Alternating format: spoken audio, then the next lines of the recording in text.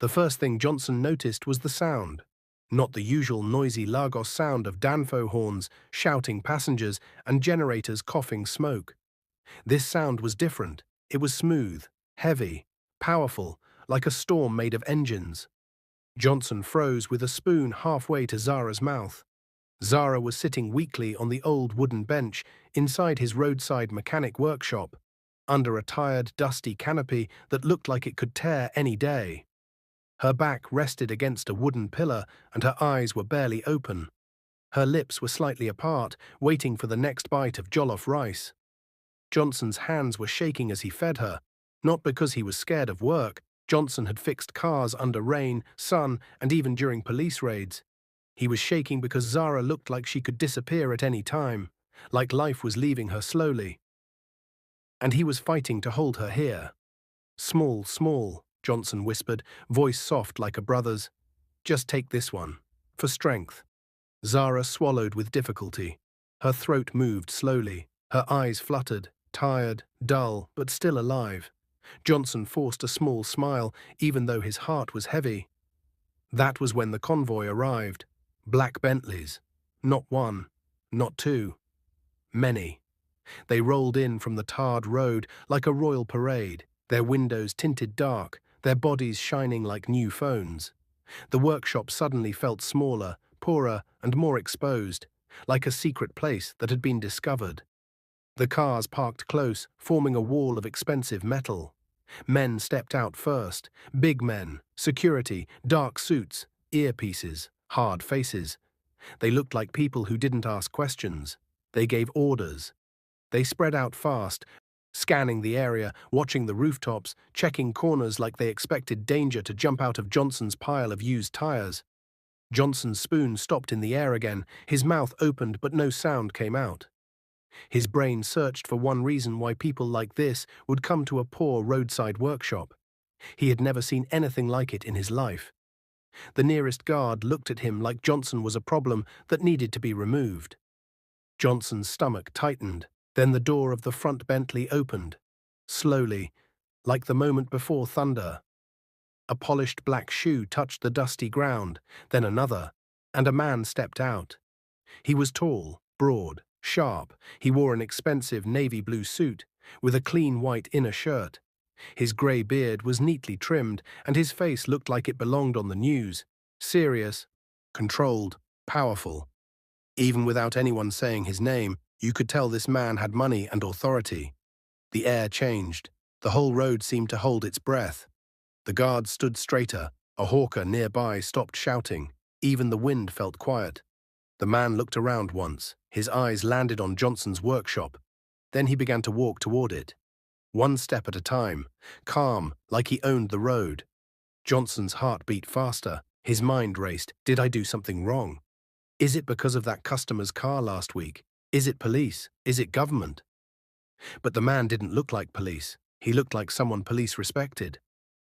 Johnson stood up quickly, almost dropping the plate of food. He wiped his oily hands on his stained mechanic overall, even though it didn't help. His fingers were still black with engine oil. The man got closer, his eyes focused ahead. Johnson noticed something strange. The man's face was tight with pain, not anger. Pain, like a father holding back tears. Johnson swallowed hard. Zara shifted slightly behind him. She was weak, but the sound of the convoy had reached her too. Her head lifted a little. Her eyes tried to focus. The man stepped into the workshop. The dusty ground dirtied the bottom of his expensive trousers, but he didn't care. He took one look at Johnson, then his eyes moved past him, and locked on Zara. The man's breath caught. His shoulders jerked like his chest had been punched. For a second, he didn't move. He just stared. Then suddenly, he rushed forward. Not slowly, not carefully. He rushed like a man running towards something he had been searching for in a nightmare. Johnson stepped back in shock. "Sir," Johnson started. But the man didn't answer him. He dropped to his knees, right there, on the dusty ground. His suit touched dirt. His knee landed in sand. And the powerful man, this man who looked like he could buy half of Lagos, began to cry. Real tears. They dropped from his eyes and fell on the dust like rain. His lips trembled. His hands reached toward Zara like he was afraid she might vanish if he blinked. My daughter, the man whispered, voice breaking. Zara. Johnson's world stopped. Zara's eyes widened slightly. She struggled to lift her hand. The man held her carefully, like she was made of glass. Then he pulled her into his arms, hugging her so gently, so desperately, as if he was holding the last piece of his life. Zara's head rested against his chest. Even in her weakness, she hugged him back, faintly, slowly, like her body remembered him before her mind could fully catch up. Johnson stood there, frozen. His ears rang, his mouth was dry. Did he just say, Zara? The man looked up at Johnson, tears on his cheeks. His voice was shaking now, but it carried weight. Thank you, he said. Thank you for saving my daughter. Saving his daughter. Johnson's heart dropped. His fingers loosened. The plate of food almost fell from his hands. In that moment, Johnson realized something that made his knees weak. The dying girl he had rescued and fed every day wasn't just a stranger. She was somebody's child, somebody powerful, somebody rich, somebody who had enough money to send black Bentleys to a poor roadside workshop. Johnson's lips moved without sound. Then the man said his next words, and Johnson felt like the ground had shifted under him. I am Chief Adam, the man said softly, like the name didn't even need explanation. And Zara is my only child. She has been missing. Johnson's head spun. Chief Adam? The Chief Adam. The billionaire CEO people talked about on radio. The man whose convoy could shut down a whole street. Johnson's vision blurred for a second. He grabbed the edge of the wooden bench to steady himself. Zara blinked slowly, her face pale, her lips dry. Chief Adam wiped his tears with the back of his hand, but the crying did not stop. He kept holding Zara as if letting go would kill her. Then one of the guards stepped forward, voice low and urgent. Sir, we need to move her now. We must take her to a clinic immediately. Chief Adam nodded sharply, his fatherly fear turning into fast action. He looked back at Johnson again. His face was full of gratitude and something else, something heavy. Like Chief Adam already knew there was more to this story, more than Johnson understood. Please, Chief Adam said, still kneeling, still holding Zara. Tell me, where did you find her?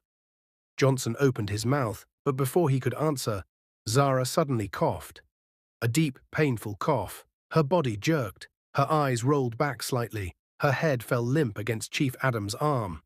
Chief Adam's face changed in 1 second, from thankful to terrified. Zara, he shouted. The guards moved instantly. Johnson's plate finally dropped, spilling jollof rice on the dusty floor.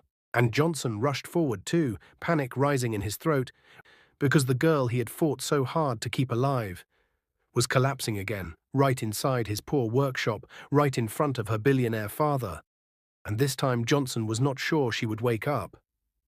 Zara's body went limp in Chief Adam's arms, her eyes shutting fully while the convoy guards shouted for space. Johnson stood shaking, staring at the girl he had been feeding every day, wondering, was she about to die right here? After her father finally found her, "Move, give us space." The shout cut through the air like a whip. Johnson stumbled backward as the guards rushed in. One of them gently but firmly pushed him aside, while another pulled out a small medical kit from inside the Bentley. Johnson's heart hammered in his chest as he watched Chief Adam hold Zara tighter, his expensive suit now stained with dust and rice. Zara's body was frighteningly light. Her head lolled to the side, her lips turning pale. "Zara, please," Chief Adam whispered, his voice shaking badly now. "Daddy is here. Open your eyes, please." But Zara did not respond. Johnson's legs felt weak. He had seen sick people before. He had seen accidents, broken bones, bleeding heads brought to his workshop because hospitals were too far. But this was different. This girl had been fading slowly for days, and Johnson had been fighting death with nothing but food, water, and care. And now death was pushing back. "Sir, she's very weak," one guard said quickly after checking Zara's pulse. "We must move now." Chief Adam nodded fast. "Take her, now." The men lifted Zara carefully and carried her toward the car. Chief Adam followed closely, his eyes never leaving her face. Johnson stood there, helpless, his hands empty. His heart screamed to go with them, but his legs refused to move. He had fed her every day, sat with her every night, listened to her broken breathing. Now she was being taken away, and he didn't even know if he would ever see her again. Chief Adam stopped suddenly and turned. His sharp eyes found Johnson. "You," he said firmly. Johnson flinched. "Sir?" "Come with us," Chief Adam said. "You know her condition better than anyone." Johnson's breath caught. Before he could even think, a guard grabbed his arm, not rough but urgent, and pulled him toward the Bentley. Johnson looked back at his workshop. The old tools, the broken cars, the wooden bench, everything he owned in this world. Then the Bentley door slammed shut, and the convoy sped off. The clinic was private, quiet and white, too clean, too calm. Johnson felt dirty just standing there in his stained blue mechanic uniform. Doctors moved fast, machines beeped. Zara was taken into a room Johnson wasn't allowed to enter. Chief Adam stood outside, pacing. He was no longer the calm billionaire from the roadside. He was just a father, walking back and forth, rubbing his hands together, whispering prayers under his breath. Johnson sat on a metal chair, his back bent, his head lowered. He kept replaying the moment he found Zara. It had been late evening, days ago. Rain had just stopped. Johnson was closing his workshop when he heard a soft sound behind the stacked tires. A weak cry. At first, he thought it was a cat. But something about it made him look again. That was when he saw her. Zara, collapsed near the roadside, clothes torn, skin dirty, eyes barely open. She looked like someone who had walked too far and finally fallen. Johnson had hesitated, not because he didn't care, but because Lagos was not kind. Helping strangers could bring trouble. Police, kidnappers, false accusations. But then she had whispered one word. Water.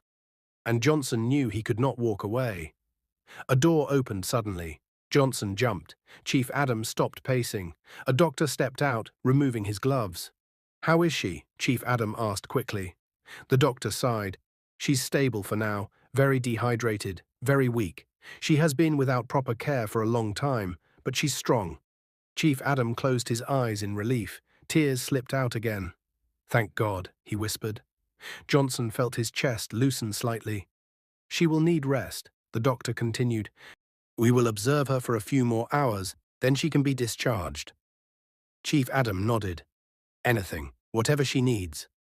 Then the doctor turned to Johnson. "And you," he said calmly. "You did well. If she had stayed one more day without food and care, she might not have made it." Johnson swallowed hard. He didn't know whether to feel proud or scared. 3 hours later, Zara lay on a hospital bed. Her face looked cleaner now, softer. Her breathing was steady. Chief Adam sat beside her, holding her hand. Johnson stood near the door, unsure if he belonged there. Zara's eyes slowly opened. She blinked. Then she saw her father. "Daddy," she whispered. Chief Adam leaned forward instantly. I'm here. Her eyes moved slowly until they found Johnson. A weak smile touched her lips. Johnson's heart skipped.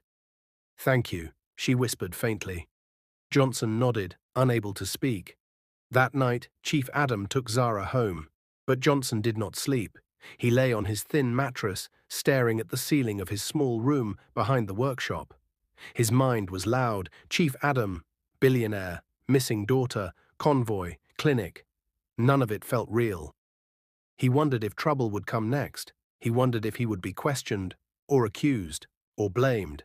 Kindness always came with a price in Lagos. The next morning, Johnson was under a car, tightening a bolt, when the sound returned. Engines, smooth, heavy, powerful. He froze again. The convoy came back. Black Bentleys, same workshop, same dust. This time people gathered, neighbors whispered, hawkers pointed. Johnson wiped his hands and stood up slowly. Chief Adam stepped out again. But this time Zara was with him. She wore a simple but elegant dress. Her hair was neatly packed. Her face was still pale, but alive. She walked carefully, straight toward Johnson. Before Johnson could speak, Zara knelt, right there, on the dusty ground. Johnson panicked. "No, no, please stand up." But she bowed her head. "Thank you," she said clearly. "You saved my life." People gasped. Johnson's eyes widened. Chief Adam stepped forward. "My daughter has thanked you," he said. "Now it is my turn." He turned to the crowd. "This man fed my child every day when she could not help herself." Johnson's chest tightened. Chief Adam raised his voice. "I promise you all," he said, "I will build the biggest mechanic workshop in Lagos for Johnson." The crowd erupted. Johnson's knees shook. His world spun. And as he tried to understand how his life had changed in one moment, Chief Adam added something else, quietly, that made Johnson's heart drop again. "But first," Chief Adam said, looking at Johnson closely, "you must tell me everything that happened to Zara, from the day you found her." Chief Adam's eyes hardened with seriousness as he asked Johnson to explain how Zara almost died. Johnson opened his mouth, knowing that what he was about to reveal could change everything and possibly put him in danger. The workshop went quiet. Too quiet. The crowd that had gathered moments ago, neighbors, hawkers, drivers, slowly stepped back as if they sensed something serious was about to happen. The guards formed a loose circle, not threatening but alert. Johnson felt every eye on him. Chief Adam's gaze was steady now, no longer full of tears. This was the look of a man used to truth, power, and consequences. "Speak," Chief Adam said gently but firmly. "Take your time." Johnson swallowed. His hands were still shaking. "I found her at night," he began slowly, "near the roadside, behind those tires." He pointed. Zara listened quietly, sitting beside her father on a chair a guard had brought. Her hands were folded on her lap. Her eyes stayed on Johnson, soft but serious. "She was alone," Johnson continued, "very weak. She asked for water. I wanted to take her to a hospital, but she could not stand. I don't have a car, so I brought her inside." Chief Adam nodded. "I fed her," Johnson said. Small, rice, water, soup when I could afford it. Some days she could not eat. Some days she cried in her sleep." Zara's eyes lowered. Johnson's voice cracked. "She kept saying sorry, like she was afraid of being a burden." Zara bit her lip. Chief Adam's jaw tightened. "She told me she escaped," Johnson added. "She said men held her. She did not know where she was anymore." At those words, Chief Adam stood up sharply. The guards stiffened. Zara flinched slightly. "Men?" Chief Adam asked, his voice suddenly cold. "What men?" Johnson hesitated. I don't know them, sir." She did not say their names, only that they left her near the road when she became too weak. Chief Adam closed his eyes for a second. When he opened them again, they burned. He turned to his head of security. "We will talk later." The guard nodded. Zara reached out and touched her father's arm. "Daddy?" "Please," she whispered. "I'm safe now." Chief Adam looked down at her, and the fire in his eyes softened. 3 months later, the dusty roadside workshop was gone. In its place stood something Lagos had never seen before. A massive modern mechanic complex, bright lights, clean floors, new machines, multiple bays, glass offices, a signboard so big people stopped to take pictures, even without reading it.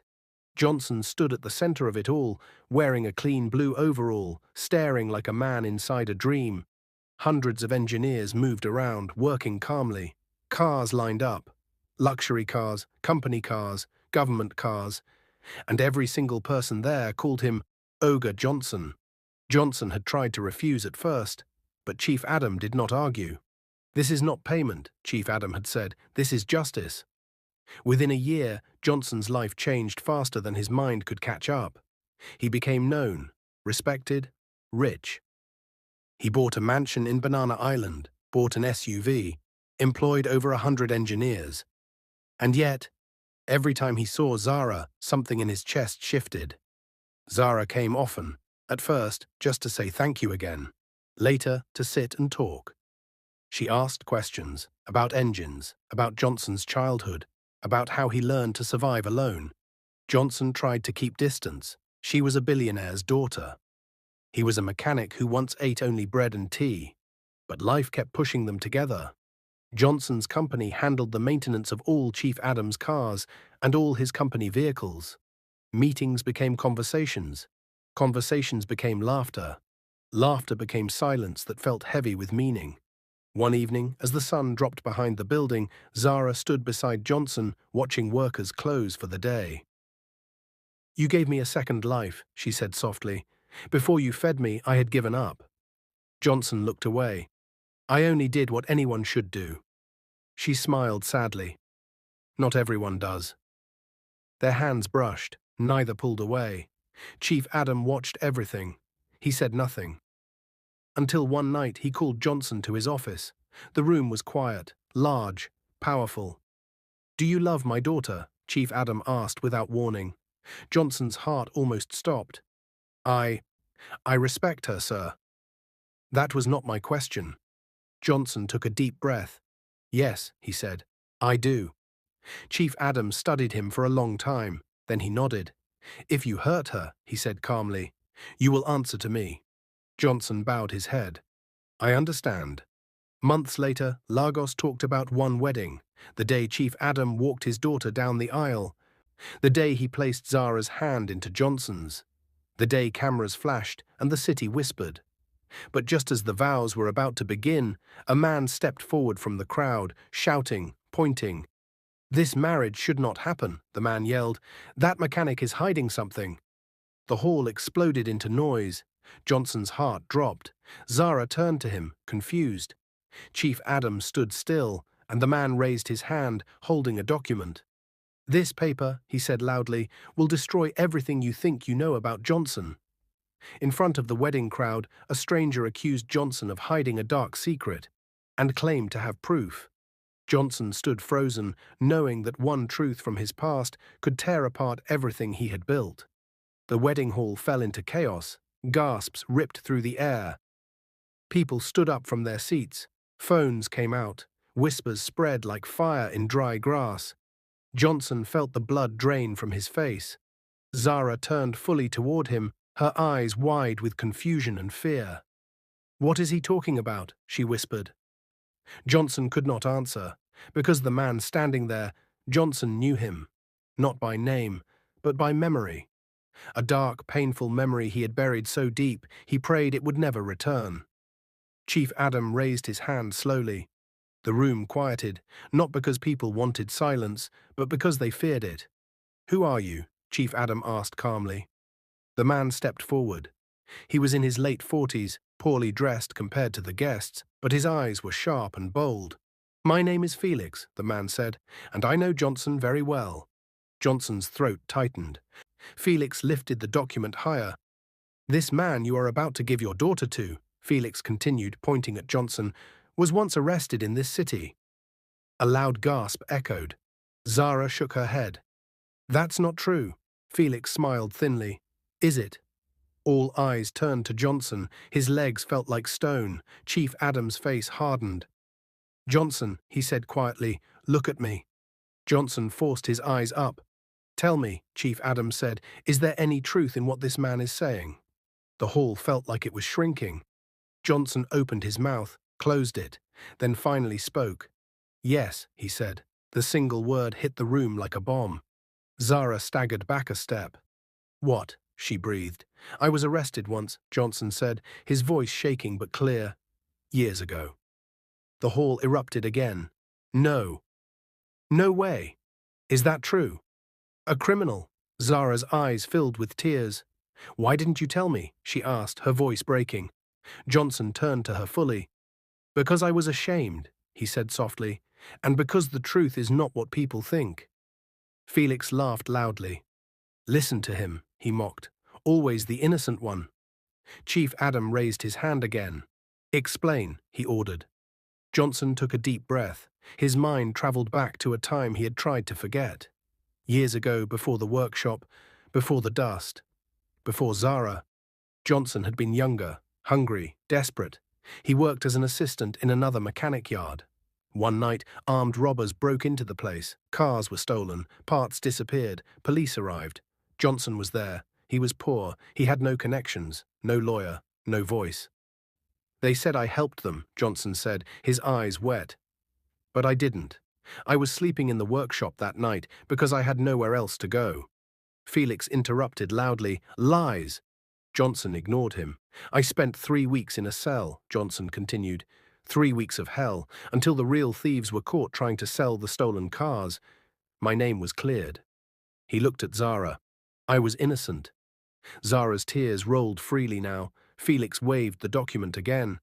This paper says he was arrested, he shouted. That's enough. Chief Adam stepped forward slowly. Give me that paper. Felix hesitated. A guard took it from him. Chief Adam read it carefully. Then he looked up. This document shows an arrest, Chief Adam said. It also shows a release. Case dismissed. Felix's smile faded slightly. But, Chief Adam continued, why are you here now? Felix's face twisted with anger. Because that workshop, he snapped, used to belong to my brother. The crowd murmured. He lost it, Felix went on. After Johnson became famous, clients left, business died. Johnson frowned. That's not true. I didn't. You ruined him, Felix shouted. Chief Adam's eyes narrowed. So this is not about justice, he said. This is about envy. Felix stepped back. Zara wiped her tears and walked toward Johnson. Her hands trembled as she held his face. You saved me, she said softly. I know who you are. Johnson broke. Tears ran freely down his face. But just as relief started to enter the room, another voice spoke, cold, controlled. This wedding is still not safe. Everyone turned. A woman stepped forward, elegant, well-dressed, unknown. I am Inspector Adebayo, she said, and there is one more thing you all need to know. Chief Adam's heart sank. What now? He asked. The inspector looked directly at Johnson. The men who kidnapped Zara, she said, are still at large. Silence fell like death. And, she added slowly, we believe someone here today helped them. Zara's hand slipped from Johnson's face. The inspector raised her finger and pointed straight at Johnson. As the inspector accused Johnson of being linked to Zara's kidnapping, the wedding hall froze in horror. Zara stepped away from him in shock, and Chief Adam's eyes darkened. Because now Johnson wasn't just defending his past, he was fighting for his freedom. The wedding hall felt like it had stopped breathing. Inspector Adebayo's finger was still pointed at Johnson. The music had died. The smiles had vanished. The joy that once filled the room drained away like water poured onto dry sand. Zara's hand slipped from Johnson's fingers. Her eyes searched his face, not with anger, but with fear. Fear of losing him, fear of losing the truth, fear that the world she had fought so hard to return to was about to break again. Johnson, she whispered, her voice shaking, tell me she's wrong. Johnson's mouth opened, but for a second no sound came out. Every memory crashed into him at once.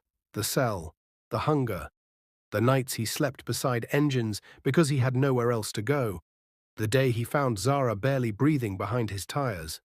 I swear on my life, Johnson said finally, his voice loud but broken, I had nothing to do with anyone hurting her. I would rather die than harm Zara. Inspector Adebayo raised her palm gently. No one has pronounced him guilty, she said firmly. This is not a trial. Chief Adam stepped forward, his face unreadable. You pointed at the man who saved my daughter, he said slowly. You will explain every word. Inspector Adebayo nodded. When Zara was kidnapped, she began, we tracked the group responsible. They were not amateurs. They had done this before. Zara shivered. They moved her from place to place, the inspector continued. They demanded ransom. But something went wrong. The hall was silent again. Zara became very sick, Inspector Adebayo said. She stopped eating. She stopped responding. The men panicked. Zara closed her eyes, memories flooding back. Dark rooms, rough hands, voices arguing. They discussed killing her, the inspector said quietly.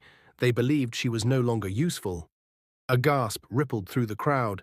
Zara's knees weakened, but Chief Adam quickly moved behind her, steadying her shoulders. Inspector Adebayo took a breath. But one man argued with them. Johnson's head snapped up. One man? Chief Adam repeated. Yes, the inspector said. A poor man. Someone they had known before. Someone who once worked in the same mechanic yard where they hid stolen vehicles years ago. Murmurs spread. Inspector Adebayo's eyes locked onto Johnson, not accusing now but searching. That man, she said, was known among criminals as the stubborn one, the one who refused dirty money, the one who argued when things were wrong. Johnson's heart thundered. They said he once stood up to them. The inspector continued. That argument led to his false arrest. Felix's face began to pale. They remembered him, Inspector Adebayo said. And when Zara became too weak, they remembered what that man had said years ago. She paused. He said, even a poor life is still a life. The room gasped. Zara's eyes filled with tears. So instead of killing her, the inspector finished, they abandoned her near the roadside. Chief Adam's hand flew to his mouth. Zara covered her lips, sobbing. Inspector Adebayo turned fully to Johnson. That man was you, she said clearly. Your character saved her twice.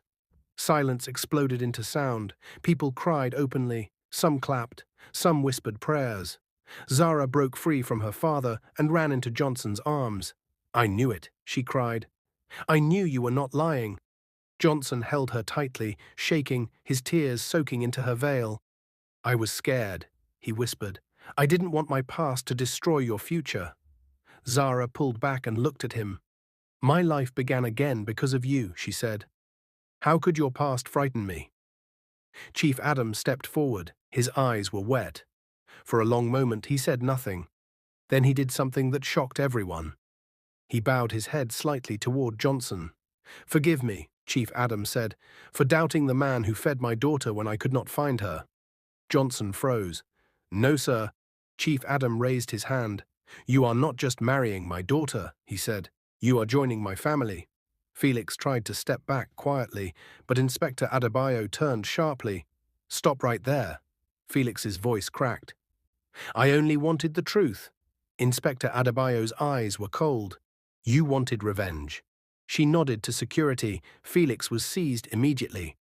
You will answer for false accusation and attempted sabotage, she said calmly. Felix screamed as he was dragged away, his words breaking apart in the noise. The hall slowly settled. The priest cleared his throat, his voice shaking with emotion. Shall we continue? Zara laughed through tears. Yes. Please. The wedding resumed, but something had changed. This time the joy was deeper, stronger. When Chief Adam walked Zara down the aisle again, his steps were steady with pride. At the altar he placed Zara's hand into Johnson's. You gave her food when she was dying, Chief Adam whispered. Now give her a lifetime of love. Johnson nodded, tears blurring his vision. I will, he promised. They exchanged vows. Simple words, honest words. When they were pronounced husband and wife, the hall erupted in cheers louder than any music. Life after the wedding did not slow down. If anything, it grew fuller. Johnson's workshop expanded again, now known across Lagos and beyond. Young engineers came from different states, hoping to learn from the man whose kindness became legend. But Johnson never changed. Every morning, he still arrived early, still wore overalls, still spoke gently to apprentices. Zara joined him often, not as a billionaire's daughter, but as his wife. One day she found the old wooden bench stored behind the workshop. This is where I sat, she said quietly. Johnson nodded. And this is where I learned who I really was, he replied. Together they started something new. Every Friday food was prepared and sent out, to roadside workers, to homeless shelters, to clinics. Zara insisted on going along. She served plates with her own hands. When people thanked her, she smiled and said, Someone once fed me when I could not stand. One evening, as they watched the sun set over the workshop, Zara leaned against Johnson. Do you know what truly saved me? She asked softly. Johnson thought for a moment. Food? She shook her head. Not just food, she said. Kindness that refused to stop. Johnson looked around. The machines, the workers, the life that grew from a single choice. He remembered the weak girl leaning against a wooden pillar, the spoon shaking in his hand, the fear, the hope. Sometimes the world is not saved by power. Sometimes it is saved by a man who keeps feeding, even when no one is watching. If you like this story, comment, share, and subscribe to our channel for more interesting stories.